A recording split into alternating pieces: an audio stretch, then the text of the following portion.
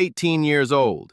He hadn't played a single NBA minute, hadn't stepped inside a professional practice facility, hadn't taken one regular season shot under those arena lights. And millions of people had already decided exactly who he was.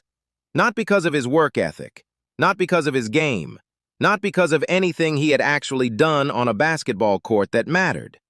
Because of one word: James. 4 letters. The weight of a dynasty.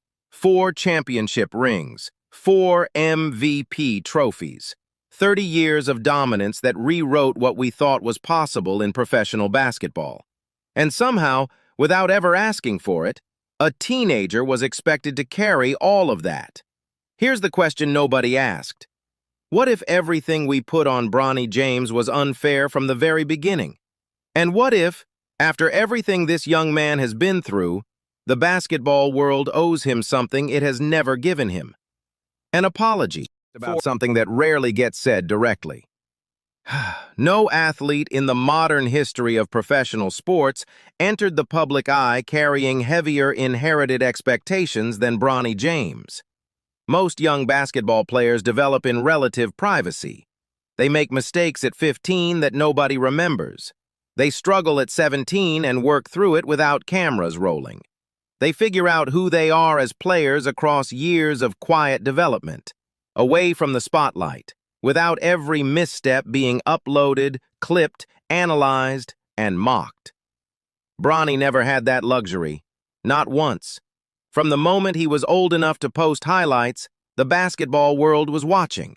And they weren't asking whether he had the tools to build a respectable NBA career. They were asking whether he could become LeBron James. Let that sink in for a moment. LeBron James, the player who won his first championship at 27, who spent over 2 decades as the most physically dominant player in the sport, who, by most reasonable assessments, belongs in the conversation for the greatest to ever play the game. And a teenage kid was being judged against that. Not against other prospects his age, not against draft class averages, against 40 years of sustained, unprecedented greatness. The standard was rigged before the game ever started. Every highlight was filtered through the same question: is he as good as his father? The answer was always going to be the same, and that answer was always going to be used against him. On July 24th, 2023, none of it mattered anymore. During a morning workout at the University of Southern California, Bronny James suffered cardiac arrest. He was 18 years old. For a brief, terrifying window of time, the debate shows went quiet. The comment sections went silent. The rankings and projections stopped cold. Because none of that matters when someone's life is at risk. The diagnosis was a congenital heart defect, a structural issue present from birth that had gone undetected. It required surgery. It required months of rehabilitation. And it required Bronny to fight back through a process that had no guaranteed outcome. He was discharged from the hospital 3 days later. He returned to basketball 4 months after that. That comeback, from cardiac arrest to a college court, would be the defining story of almost any athlete's career. For Bronny, it was just the beginning of everything he still had to prove. And here's the part that tells you everything about how this situation was always going to be treated. The moment he was healthy enough to return, the criticism came right back with him. In June 2024, the Los Angeles Lakers selected Bronny James with the 55th pick in the second round of the NBA draft, making history as the first father and son to play simultaneously in the league. The reaction online split in ways that had nothing to do with basketball analysis. Half the internet celebrated the historical moment. The other half spent the next several months treating every single game he played as proof of whatever opinion they had already formed. Here is the reality that got buried underneath all of that noise. Second-round picks are developmental assets. They are projects. They are players who, by the nature of where they were selected, need time, reps, and patience to become whatever they're capable of becoming. Nobody builds viral content questioning whether pick number 43 belongs in the league. But with Bronny, it was different.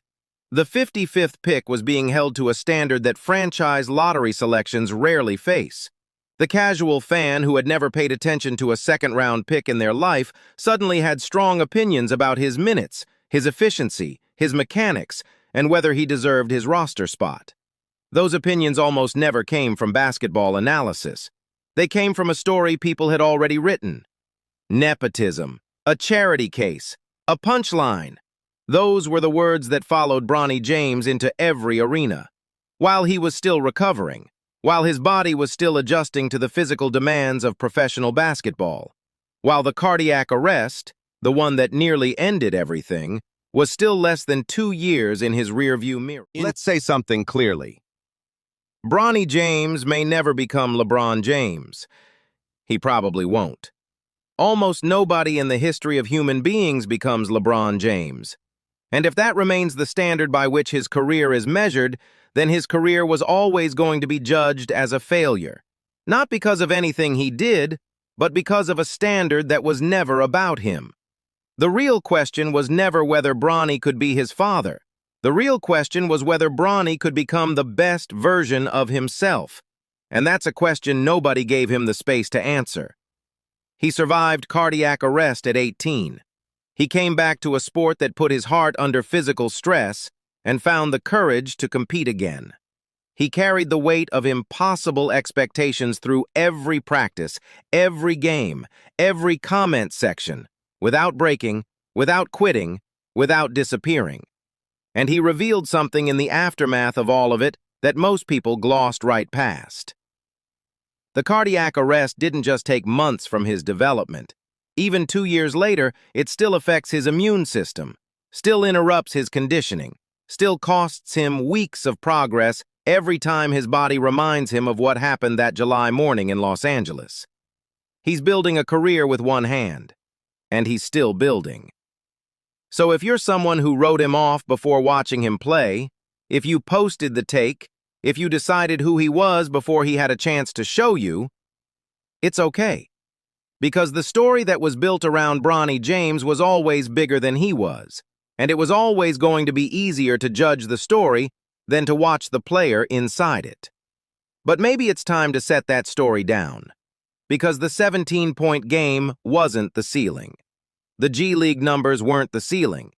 The first career three-pointer that broke a 0-for-9 drought and sent the internet into a frenzy, that wasn't the ceiling either. Those were the beginning. Bronny James isn't finished. He's just getting started. And when the full story is written, when this chapter looks like the foundation it was, you're going to want to say you watched it happen. Don't miss it.